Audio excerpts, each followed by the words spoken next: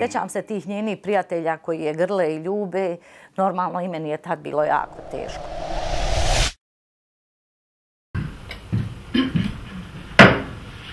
Puno piješ, Karin. Pazi da se ne udebljaš. Jeps! Znaš da je tvoje tijelo tvoje blago. To je sve što imaš. Ona je bila jedna od studentica koja je zaista kvalitetno i vrijedno radila.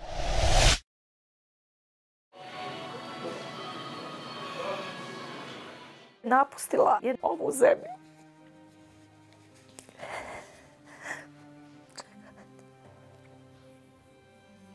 Zato što je moj suprug završio u zatvoru.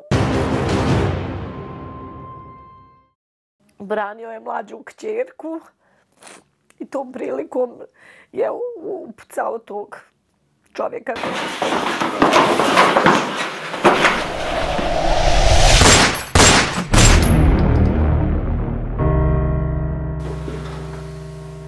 Žao mi je što je morala, nažalost, i da napusti i zemlju i da napusti akademiju.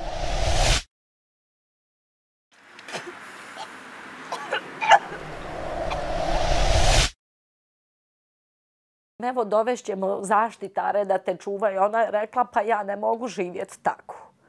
Ja ne mogu živjeti da neko uvijek bude kraj mene, ja samo želim slobodu.